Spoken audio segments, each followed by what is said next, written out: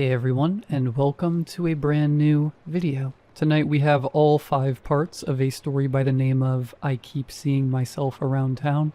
I would like to give a huge thank you to the author of this story for allowing me to narrate it for all of you.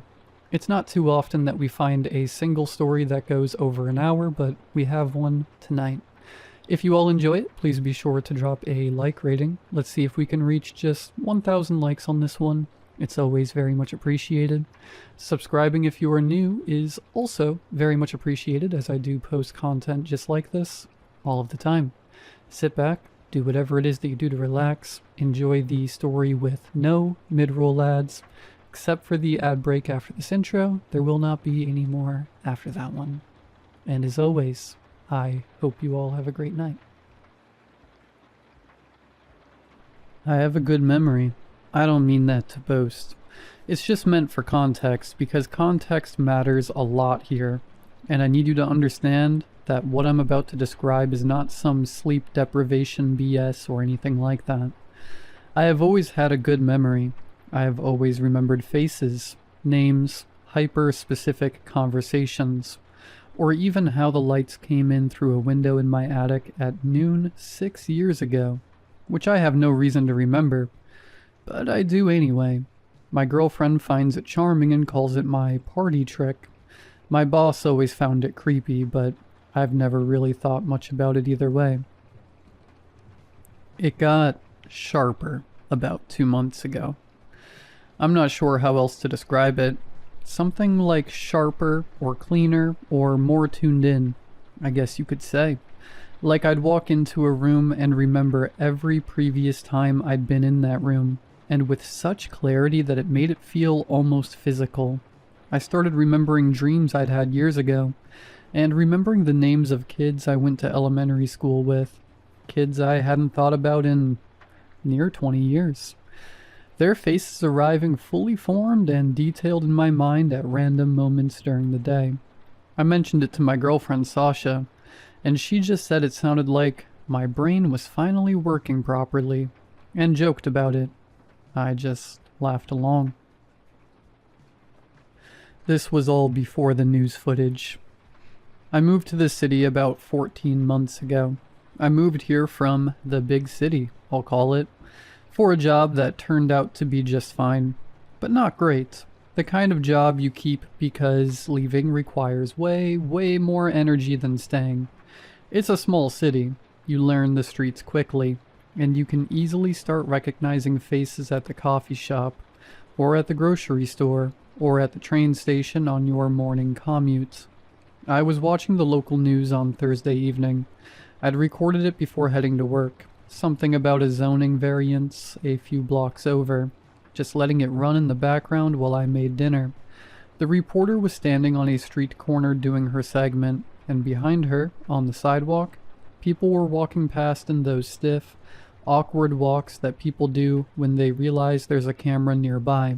I wasn't really watching it until a man walked left to right behind the reporter with his hands in his pockets, and I thought, in the half second before my brain even realized, why am I on the news? I put the spatula down and immediately rewound it. The same face and height. The same dark coat that I own and did not wear that day because it was in my closet with a coffee stain on the sleeve I hadn't gotten around to cleaning. He walked through the frame in about 4 seconds, not really looking at the camera much.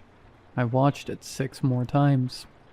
I want to be careful here because I know how this sounds, and I know the explanation that's already forming in everybody's head. Just someone who looks like me. Just a coincidence. Doppelgangers are more common than people think. There are studies about this, somewhere in the world.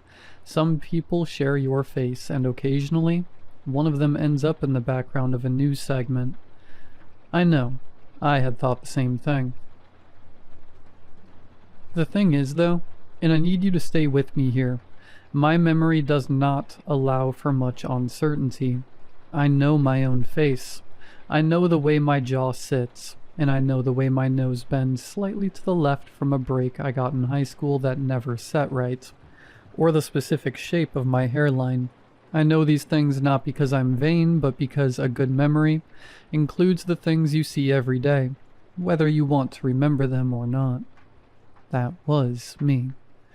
In a coat that I own, on a street I've walked down, on a Thursday that I spent entirely at work and then at home. I told Sasha and she watched the footage. She was quiet for a moment, and then she said it was probably just someone who looked like me. And then she went to bed because it was late and she had an early morning. I stayed up until nearly 2 replaying it. Here is the thing about a sharp memory that I'm only now beginning to understand. Most people, when they see something disturbing, at least have the mercy of imprecision. The details eventually soften and the memory becomes impressionistic. They remember that they saw something strange, but they don't remember every frame of it in perfect fidelity. And that softening is what allows them to eventually decide they imagined it, or exaggerated it, or simply let it recede. I don't get that luxury. I watched that footage 17 times before I turned off the TV. I have not watched it for 6 weeks, and I remember it as clearly as if I'm watching it right now. The grain of the footage, the color of his coat, my coat, the angle of his head, the way he walks. And here's the part I keep coming back to, the part I couldn't articulate until I'd replayed it in my memory enough times to isolate it. The way he walks is not right. Like, it's close. It's very close. But there's just something in the movement that's slightly off in a way that I can't fully name. Like someone who has studied how I walk, and gotten 95% of the way there. I'm posting this because I need it out of my head, and living somewhere else for a while. I've been sitting on it for 6 weeks, trying to talk myself out of it. And I can't, because my memory will not let me be imprecise about what I saw. And what I saw was my own face on a street I walk down regularly, in a coat I own on a day I was somewhere else entirely. Something else happened this morning that I thought I could ignore but couldn't. And I think I need to write that down too. I'll put it in the next update. Actually, wait. I'll tell you the morning thing now, because if I don't, I'll just keep turning it over, and it'll eat me alive. I was at the coffee shop 2 blocks from my apartment. I ordered my coffee and moved to the end of the counter to wait, and looked out the window. He was standing on the opposite sidewalk. Just standing there, with his hands in his pockets, looking at the coffee shop, at the window, at me. He was wearing the coat, and I could see from across the street, even through the glass, that the sleeve was clean. I left my coffee on the counter and forced open the door. By the time I got across the street, he was gone, and the sidewalk was empty in both directions. I stood there for a while. Then I went back inside and got my coffee because I didn't know what else to do. I've been going back and forth about whether or not to post this update because I know how the first part read, and I know what direction people's minds went, and I'm aware that this part is going to push those people further in the same direction, and I genuinely can't do anything about that. So, here's what's been happening. The memory thing has gotten worse. Or more. I genuinely don't know which word fits anymore. It started at just sharpness, as I described before. It felt sort of like a superpower at first, you know? Like my brain had finally shifted into a higher gear and just stayed there. Now it's something else. It started bringing in things I have no business remembering. Yesterday I was walking to work, and I passed the laundromat on the corner of my block, which I've walked past maybe 300 times without a second thought, and I got hit with a memory of what that corner looked like before the laundromat was there. Just a concrete lot, a chain-link fence, and a hand-painted sign that said, "Parking, $2." I've never seen that before. I moved here 14 months ago, and the laundromat has been there for at least a decade, from what I was told.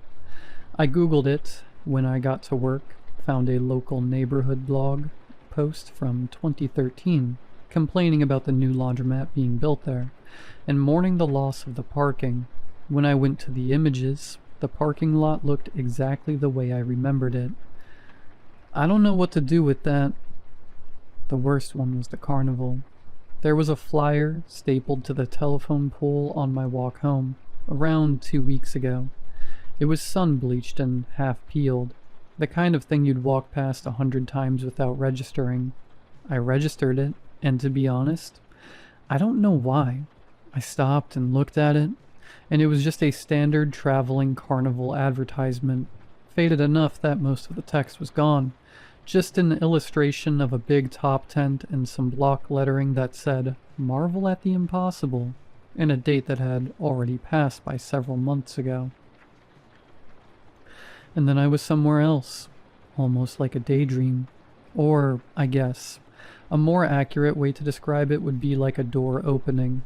I was in a crowd, pressed in close, and the air smelled like sawdust and something sweeter underneath it that I couldn't place. And everyone around me was pushing forward towards something I couldn't yet see, and there was a man's voice carrying over all of it, loud and very theatrical, saying, "Ladies and gentlemen, I present to you our savior." And the crowd surged, and I surged with it because I was in it. I was part of it. I wanted to see, and then I saw. A cage that was no bigger than 4 feet by 4 feet. There was a man inside it, I remember, in painstaking detail, just how thin he was, with a crown of thorns at his scalp, and dried blood along his jaw, his chest struggling. He looked at me with recognition. I came back to the telephone pole with my hand pressed flat against it, and a woman asking me if I was okay, and I said, "Yes, I think so." And she walked away looking unconvinced, but I can't blame her. I don't think I even convinced myself. I stood there for a while. The flyer said the carnival had moved on. I don't know where it goes next. Sasha noticed something was off earlier tonight and asked me about it. I tried to explain the laundromat thing, and she looked at me the way people look at someone when they're deciding whether to be concerned or dismissive, and she ultimately landed on dismissive, which was probably the right call for her own peace of mind, and so I didn't tell her about the other stuff. About him. He was outside our building when I got off work. I came out around 7:45, and he was across the street, which I'm noticing is becoming a pattern. Him, across the street, in the coat, hands in his pockets, watching the building. He wasn't really looking at me specifically when I came out. He was looking at the building like he was trying to memorize it. When my door opened, he turned and we made actual eye contact for the first time. I've been trying to figure out how to describe that moment accurately without it sounding like I'm writing a horror story, and the best I can manage is this. It didn't feel threatening. It felt like running into someone you knew a long time ago, in a place you didn't expect to see them. The recognition felt mutual.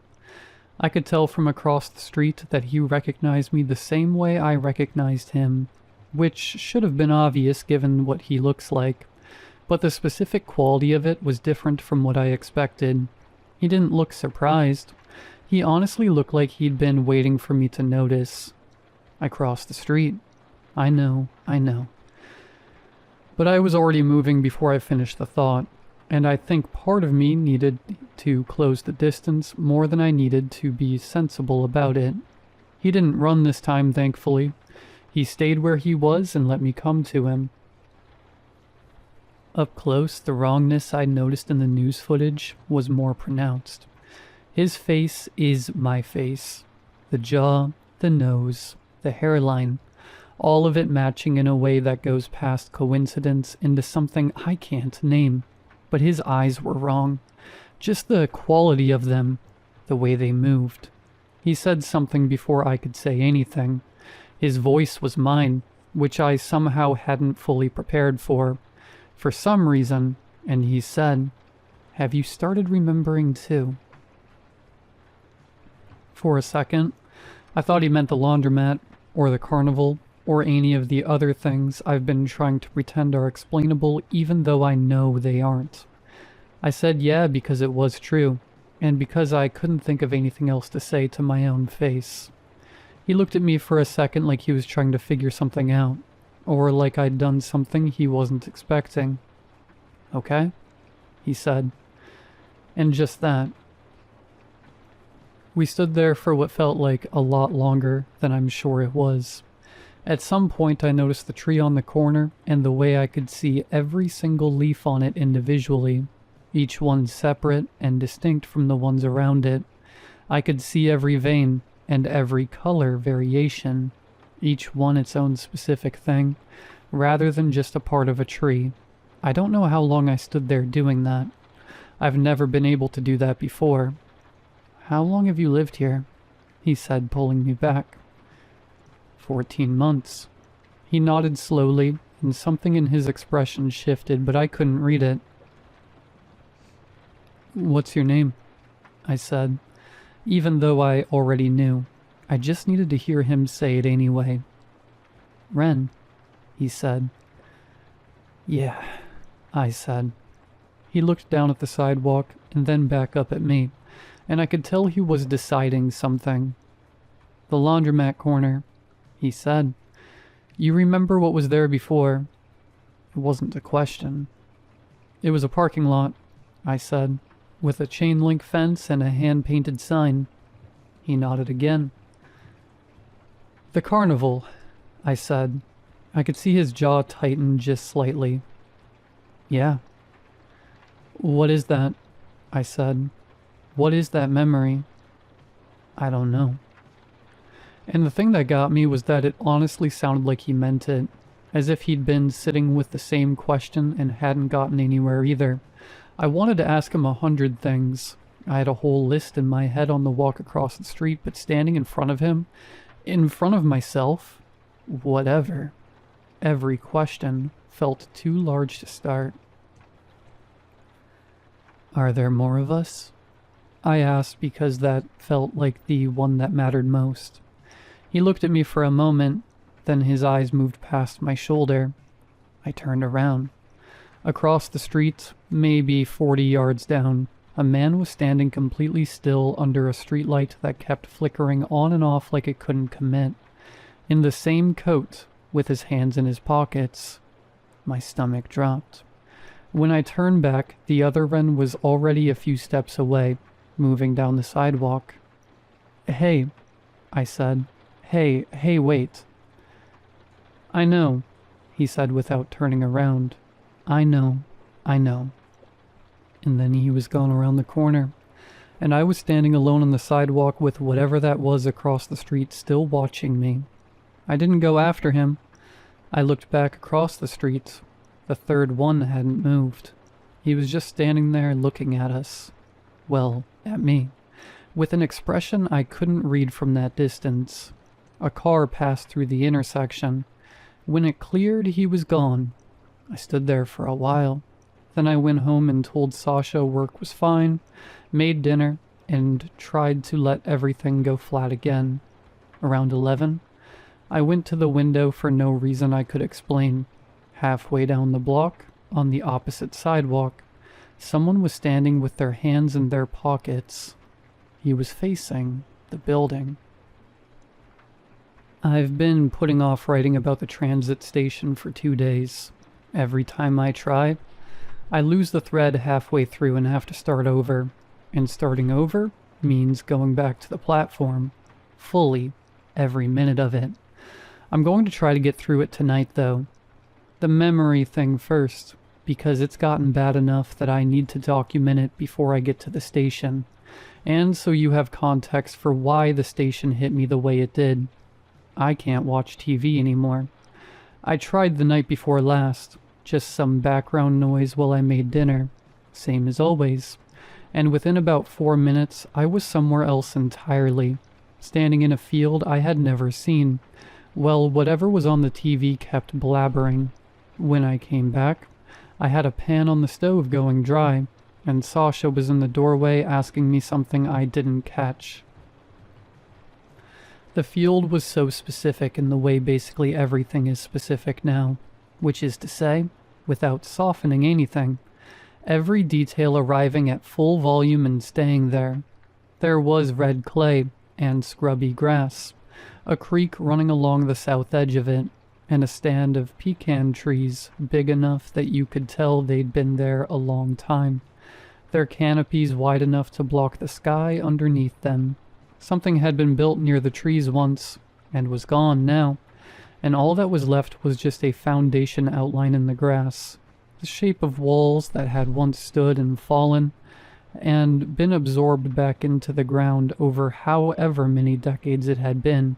And I knew the field the way I knew the parking lot, as if I'd been there enough times to ingrain it in every facet of my mind. I knew the smell of that creek. I knew which direction was east even if you closed my eyes and spun me around. I knew the sound the wind made moving through those particular trees, and the way the light came through them in the late afternoon, and the temperature of that red clay soil under my bare feet in August. I have spent my entire life somewhere else entirely. The next day I was walking to work, and I passed a street I've passed 842 times, and the number flashed in my head and wouldn't stop flashing, and the names of other streets I'd passed only 400 times, or 318 times, but one of them wasn't a number but a name, and I just kept walking, and I didn't stop. But I stood in the elevator at work for an extra 30 seconds after the doors opened, because I needed a minute to figure out what had just happened, and also because I was starting to understand that the name meant something to a version of me that had been somewhere I had never been, and that version was becoming harder to separate from the current one. I want to write the street name down, and I'm holding off, because the memory thing has gotten to the point where I believe that I've started to understand that some of what I'm carrying doesn't belong to me, and that writing it down feels like something I can't take back, and I'm trying to be careful about what I can't take back right now. There is a thing that happens now when I look at people on the streets. I notice I can hold every face individually and completely, and not the way you notice a crowd as a crowd, but more like the way you notice a single person in that crowd you've known for years, each one distinct and unrepeatable, their specific arrangement of features arriving in full detail and staying there. A woman at the crosswalk on Tuesday with a scar above her left eyebrow, paint on her right thumb, and the way she stood with her weight on her left foot. A man waiting for the bus with 3 days of beard growing in uneven patches on his jaw, and a tear in his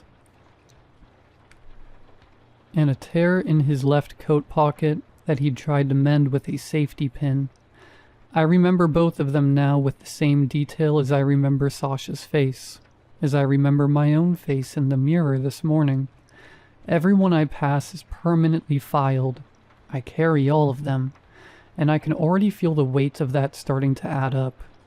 Sasha asked me if I wanted to see someone, a doctor or a therapist. She was careful about which word she used. I said I was fine. She looked at me the same way she's been looking at me for about a month now, like she's doing math and not liking the outcome. And she didn't push it. I think she's starting to count the versions of this conversation we've had. Anyway, the transit station.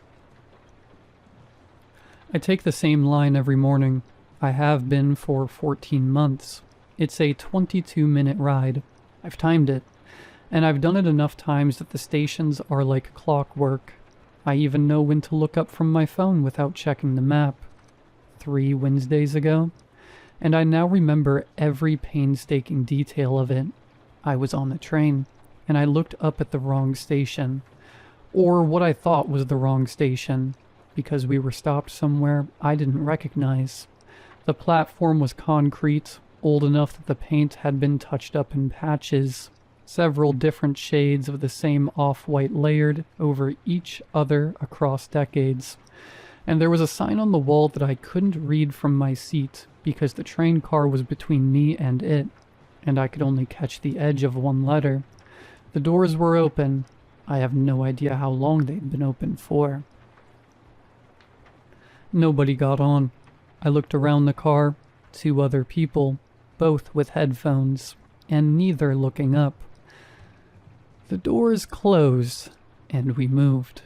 I pulled up the transit map on my phone and counted stops, and I couldn't make it work. We had been moving for 4 minutes longer than the leg of the trip should have taken, and we'd stopped somewhere that wasn't on my map. And then we were moving again, and I was sitting there with my phone in my hand, trying to figure out if I'd fallen asleep or something. But I had been awake the entire ride. I know because I remember every second of it, and the memory is so clean, and clean is how I know it's real now. I got off at my usual stop, stood on the platform, and checked the map again. The stop I'd seen had no listing. The letter I'd caught on the edge of the sign, I'm holding off on writing it down, belonged to a stop that my line has never served. I went to work, I did my job, I came home. That night, I went back to the transit website and read the terms of service, which I had never done before, and I want to be clear that I'm still not entirely sure why I did it, except that something about the unmapped stop had made me want to know what I'd agreed to when I started writing this system. Most of it was standard liability stuff, fare policies, and accessibility language. Section 14 was not standard. I'm still processing parts of it. So I'll just say that the piece I keep returning to described journey duration between certain stops as non-deterministic, and said the authority accepted no liability for duration discrepancies, and referenced a form I had never heard of, and could find no link to, required before travel past a certain terminal. And I read that section 19 times, and then closed the laptop and sat in the kitchen for a while. And the other thing. The other ones have been appearing more, not just at night outside the building anymore. I saw one at the grocery store yesterday, in the cereal aisle, and he saw me the same moment I saw him, and we both just stood there for a second with our carts. And then he turned and walked out of the aisle, and I let him go because there is nothing that prepares you for what to do when you see yourself in the cereal aisle. He looked younger than the one I talked to outside the building, or at least less worn down, and he had the coat on, and he was holding a box of something, and he put it back on the shelf before he left, carefully, like he didn't want to leave a mess, and I went and looked at what he'd returned. It was the same thing I was about to reach for. I'll admit, I stood in that aisle for a very long time. The worst one was on the train, the 20 days after the unmapped stop, the night I was in the field. I got on at my usual station, and there was one already in the car, sitting in the seat I usually take, and he looked up when I got on, and something moved across his face that I'm still working out how to name. The best I can describe is that I was the last piece of something, and now the thing was whole. I sat down across from him. We stood together for 6 stops and said nothing. The car was crowded enough that nobody noticed 2 men with the same face sitting across from each other. Or, if they noticed, they assumed brothers. Or they looked away, because looking away is always easier. At the 5th stop, he stood up and leaned down and said, quietly enough that I had to lean in, "Don't get off at the unmarked stop again." Then he was gone at the 5th stop, and the doors closed, and I sat there with that. I got off at the 6th stop, which is my stop's neighbor, and I waited on the platform for the next train, and when it came I got on, and I rode it past where the unmarked stop had been, and this time the train didn't stop there, and I sat with my face against the window and watched the tunnel wall go past and tried to see anything in the dark, and I saw something. It was the shape of the platform, there and gone in under a second, and I couldn't read it, and the train kept going, and I got off at my actual stop and walked home in the rain. I looked up the history of this transit system when I got home, which took longer than it should have because there's very little of it publicly available, and what is available is mostly technical documents and route histories that don't go back very far. There's a section in the terms of service that reference something called sublayer access, And the phrase has no definition anywhere on the site or anywhere I've researched. And the form it references has no public link. And the office it says to contact has no listed phone number or address, only a name. The office of... I googled that too, and I'm going to leave it at that. I've been having trouble sleeping, and I want to document what that actually means now because it's different from normal sleeplessness, in a way that took me a while to identify. The memory doesn't stop when I lie down. Every day I accumulate, and at night it arranges itself and runs completely, at the same speed as when it happened. And there is no fast forward, and there is no fog, and there is no merciful compression of one day into the feeling of a day. There is just the day. All of it. Every face I passed, and every word I heard, and every detail I absorbed without meaning to, playing back in full, and by the time I've gotten through it, the night is mostly gone, and I'm more tired than when I lay down, and the next day adds itself to everything I'm already carrying. I read once about a man who remembered everything, every moment of every day in perfect detail, which sounds like a gift until you understand that the memories didn't shrink. Each one stayed exactly the size it had been when he lived it, so that remembering a day took as long as the day had taken, and there was no room left over for sleep, and eventually there was no room left over for anything else either. And then he died young. I think about him a lot lately. I have been carrying this city's memory for months, and I am now starting to feel the toll of it. I know it has been here since before any of us arrived. I know my memory is opening toward it, and the opening is getting wider, and the things coming through are getting older and heavier and harder to set down. And the other ones? The ones I keep seeing, the ones who are me at different distances from whatever this is. They've all been on that train. They've all passed that unmarked stop. Some of them, the ones who look the most worn, have done more than pass it, and I can see that in their eyes when I'm close enough. The specific exhaustion of someone who has been carrying more than one life's worth of memory for longer than any one person was built to carry it. I'm going to find out what's on that platform.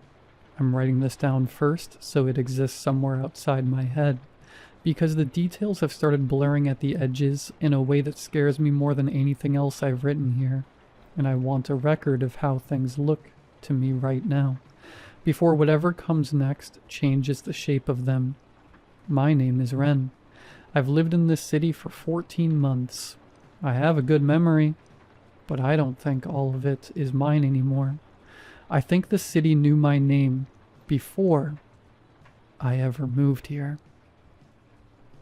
I've been sitting here for 40 minutes trying to figure out how to start this. That's new, by the way, the sitting and staring part. Before all of this, I could write quickly and cleanly without having to go dig for it. Now I have too much, and the problem has inverted itself, which is its own kind of hell that I'd explain if I thought I had the bandwidth. But I don't, so here's what happened. Well, hang on. I should say first that Sasha is gone. She's not dead or anything. I mean that she left, which I'll come back to, or maybe I won't, because honestly, that might be the part of all of this I'm least capable of writing right now, and I need to go through the station first, or I never will. It's been 4 days since I went, and I've started twice and stopped twice, and this is my third attempt. And I told myself this morning that third time's a charm. So, Thursday night. I got on the train at 11:15 at night, which is late enough that I could get a car mostly to myself, which I wanted, for reasons I only partially understood at the time and understand better now than I'd like to, and I sat in the middle of the car, not the window seat I usually take, and I kept my bag in my lap.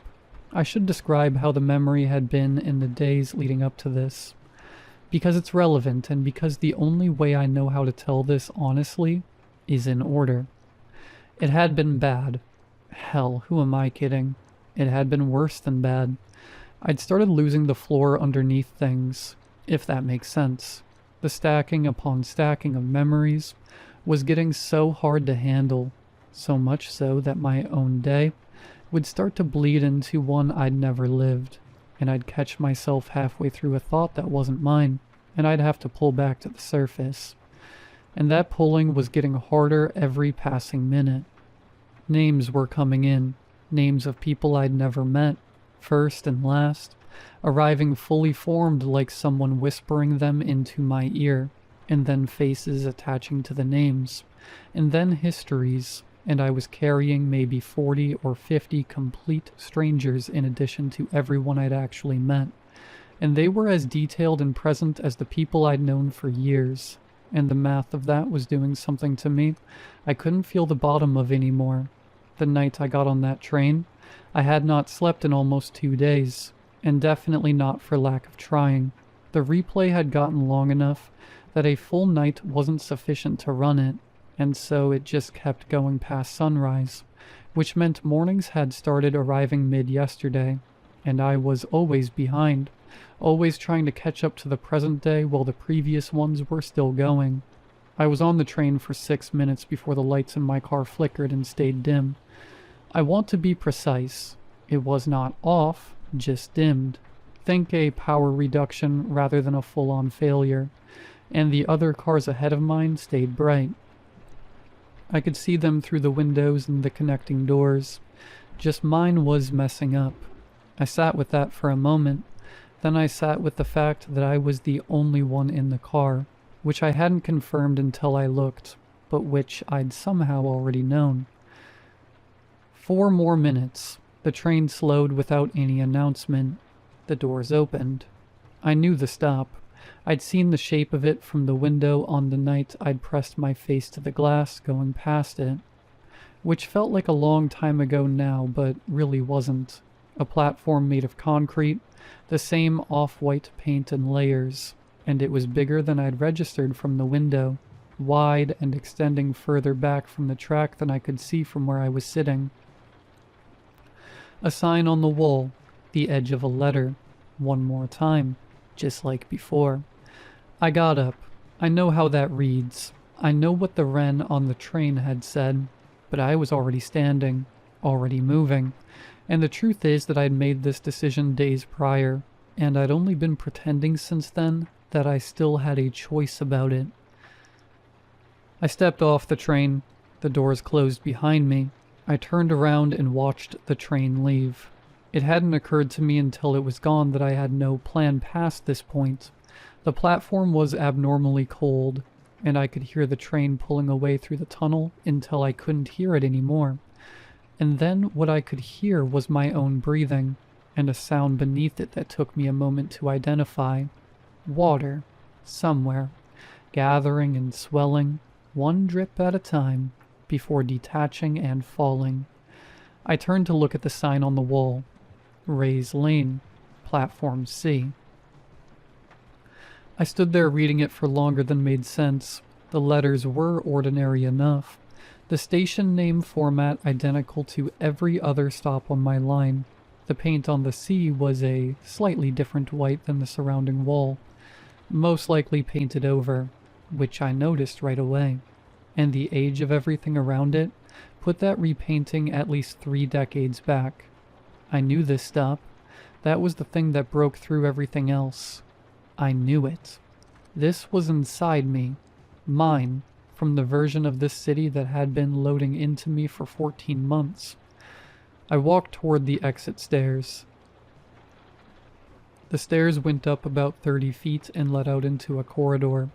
The corridor was tiled with traditional subway tile, white with a dark green border, but wasn't the tile pattern on any of the other stops on my line, and the lights overhead were the old incandescent kind in caged fixtures. And about half of them were working, so the light came in intervals, bright, dim, all the way down. There was another platform on the other side of the corridor. That was the first wrong thing. Just the fact that Ray's Lane was not a transfer station. No line crossed here, and it appeared there had never been one.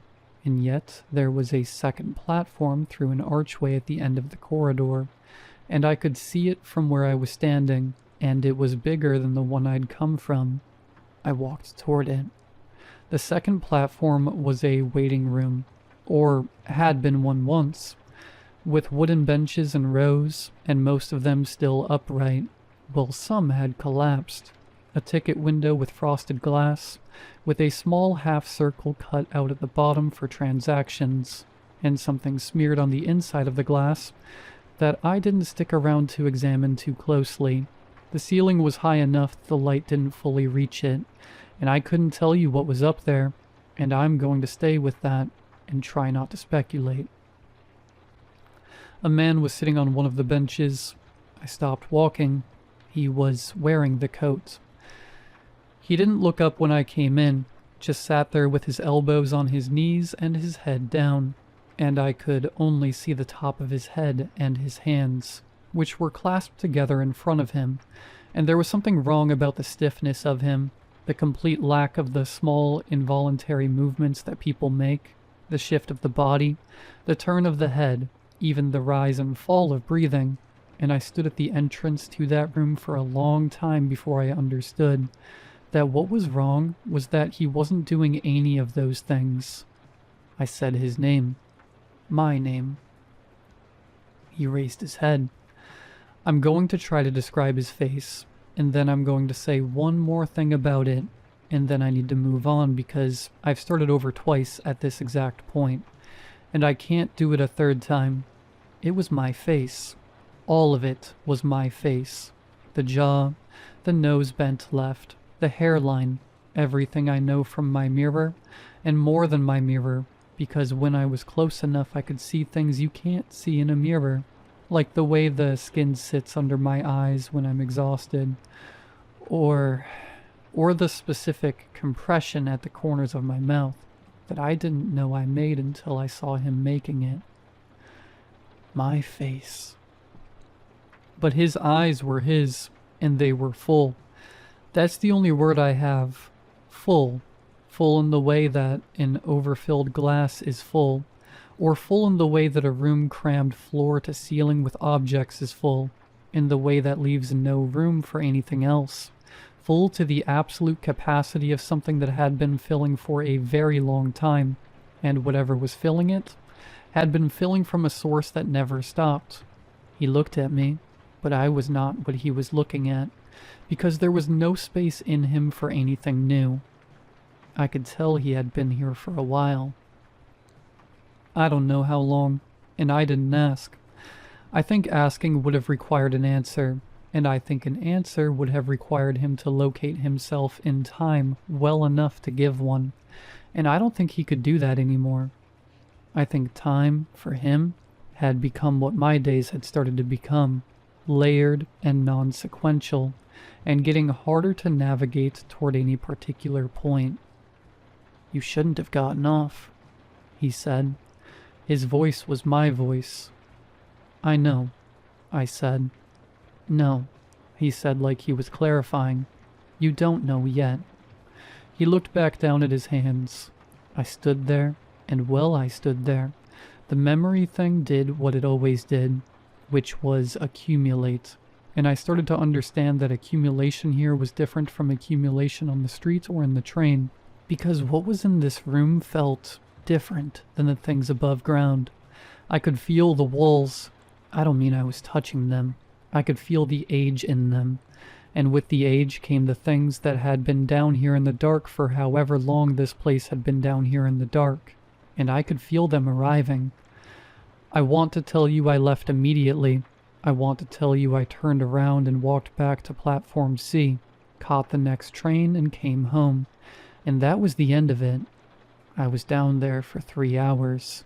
I don't have a full accounting of all 3 hours, which is new, and which terrifies me more than I know how to say, because in all of this, the one constant I had, the one thing I had been able to depend on, was that I could remember, but I do not have a complete memory of those 3 hours. What I have is this. I sat down on one of the benches. and I don't remember deciding to do that. At some point, the other one said something to me that I couldn't fully hear, or couldn't fully understand, or both, and I want to write down what I caught of it, and at the same time I'm afraid to, because I said earlier that writing some things down feels like doing something I can't take back. And that is still true, maybe even more now than before. So I'm going to write one part of it, and the rest of it I'm going to leave where I can't examine it, because I've already been at it for 4 days, and nothing good has come from that. And the thing about a perfect memory is that you can feel the gaps in it in a way that ordinary people probably can't, which means I know the size and shape of what I'm missing, even if I can't see inside it, and the size and shape are bad enough. What I caught was, this city doesn't lose anything. That's it. That's the piece I can write down. The rest is the gap, and the gap has a specific size, which is the size of about an hour and a half. I came back to myself. Came back is the right phrase, I believe. Sitting on the bench with my hands in my lap, and the other Ren wasn't on his bench anymore. I was alone in the room. I don't know where he went. He was between me and the exit when I sat down. I checked the platform, the corridor, all the way back to platform C, and the station was empty, and I waited there on the cold concrete for another train for approximately 40 minutes by my count, and approximately 11 years by the count of whatever was in my chest. And when the train came, I got on. I got home at 2:45 in the morning. Sasha was still up.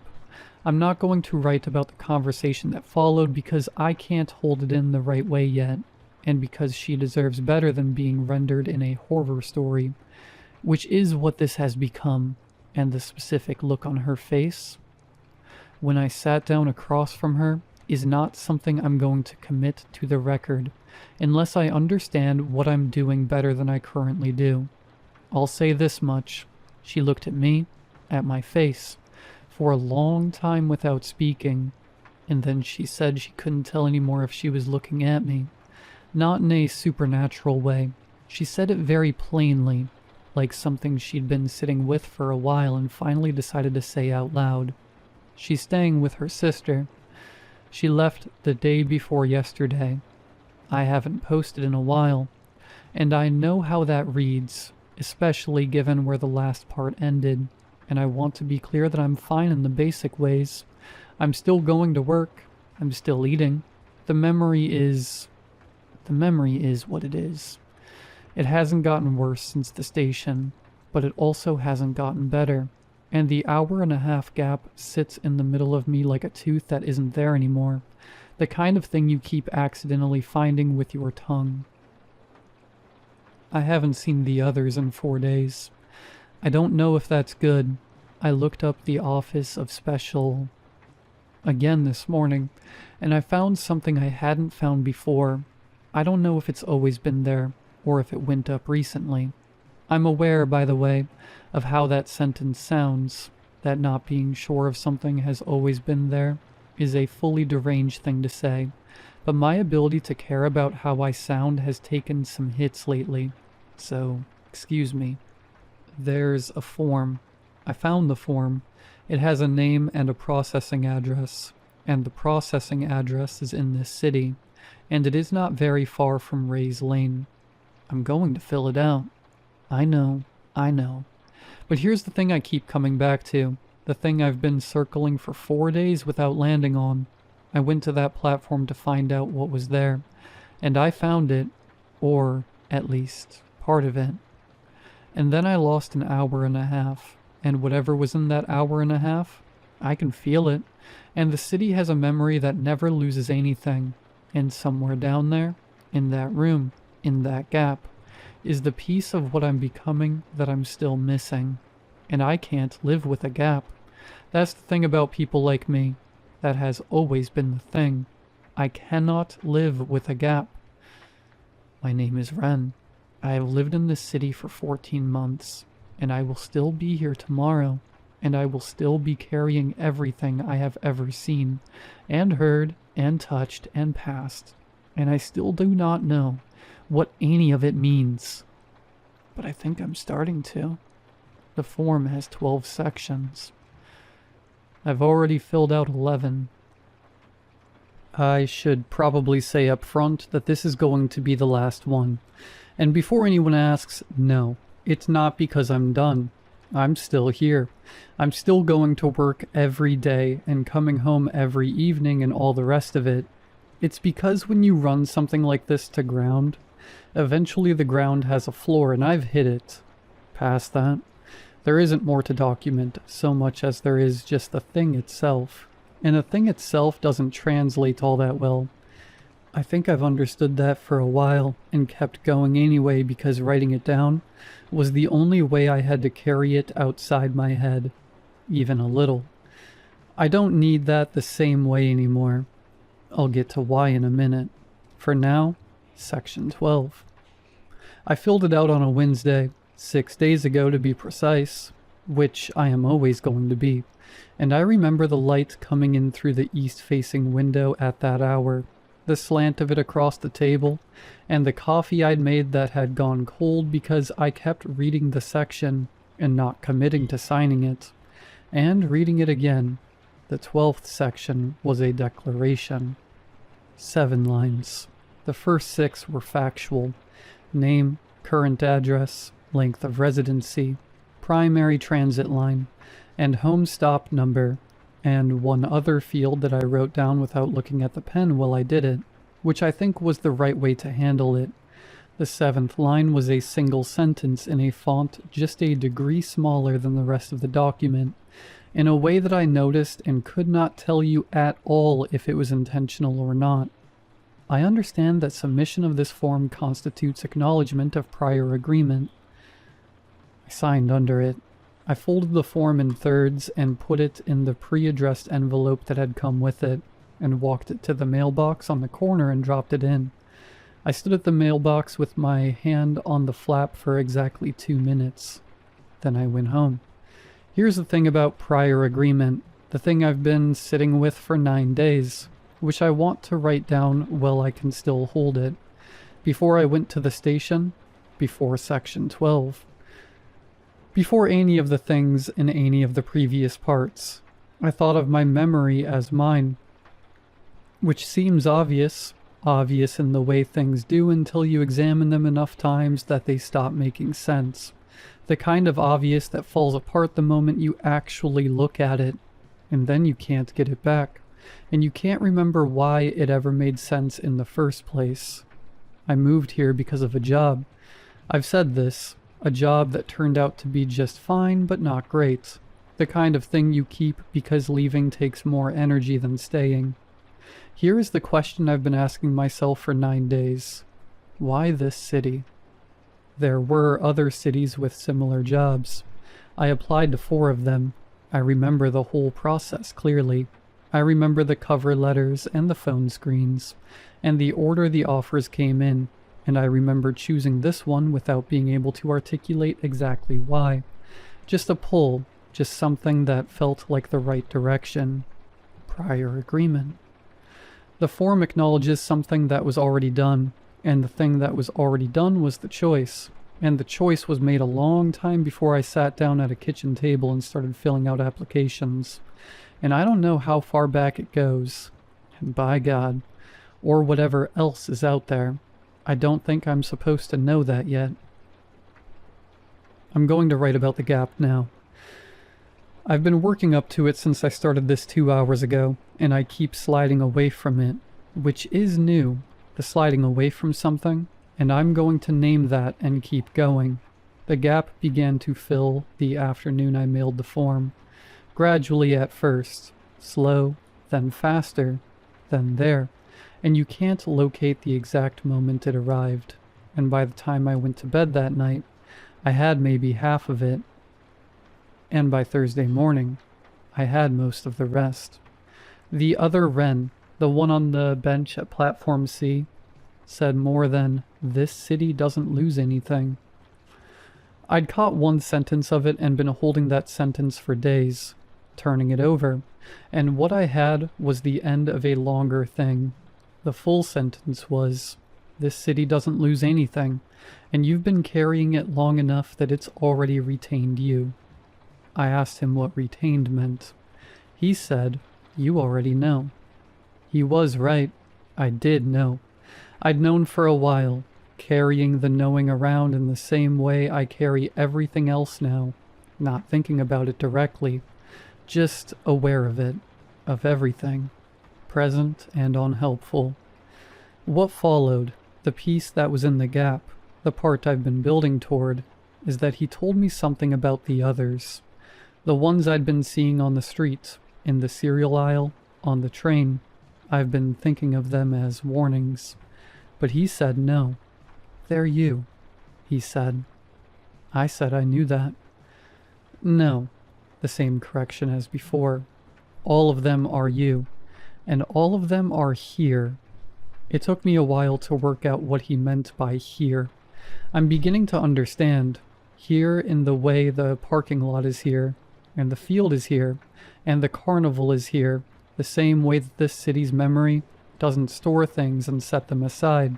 It keeps them present, all of it, all at once, at full volume, the way my own memory keeps everything I've accumulated present and running, rather than letting any of it go. What he was telling me is that every version of me who has come through this, and there have been enough of them that he'd stopped counting, which he said with the same flatness he said everything, just a thing, every one of them, is still present in the city's record. They're retained.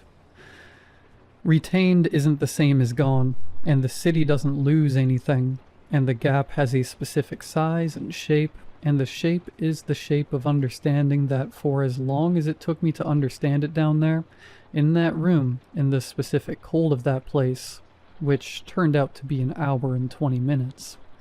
I got a letter the day after I mailed the form.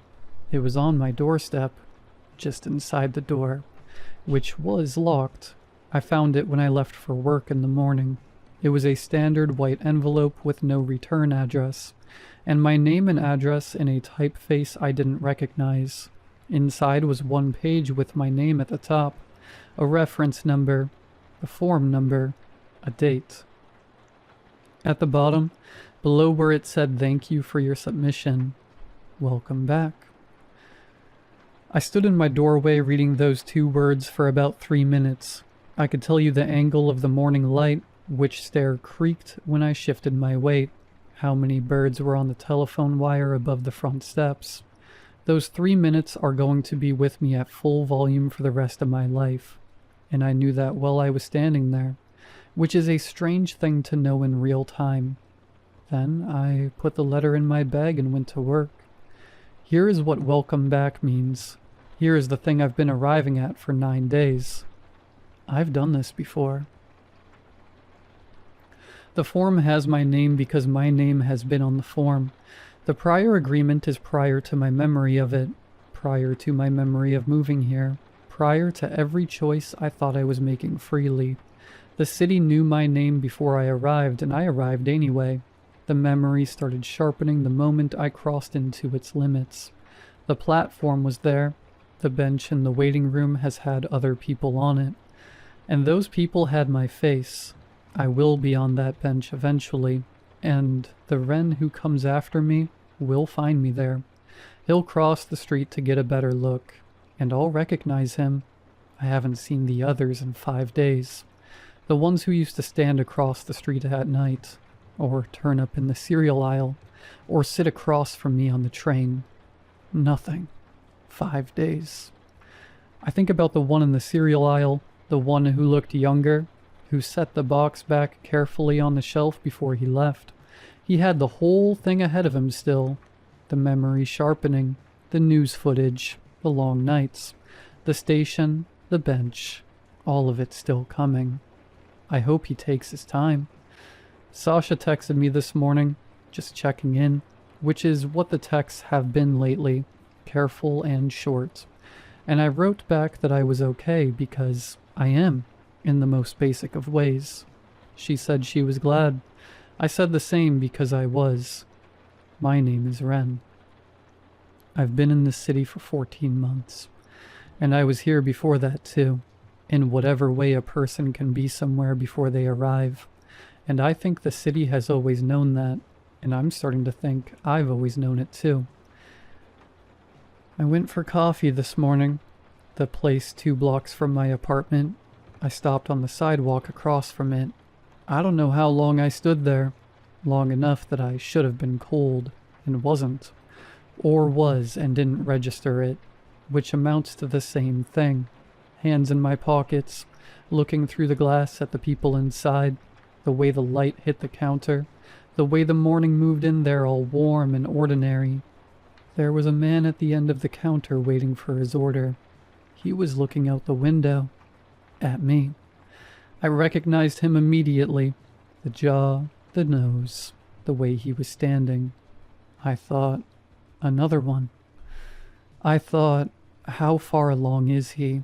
I thought about crossing the street, the way some version of me always does. But I didn't move.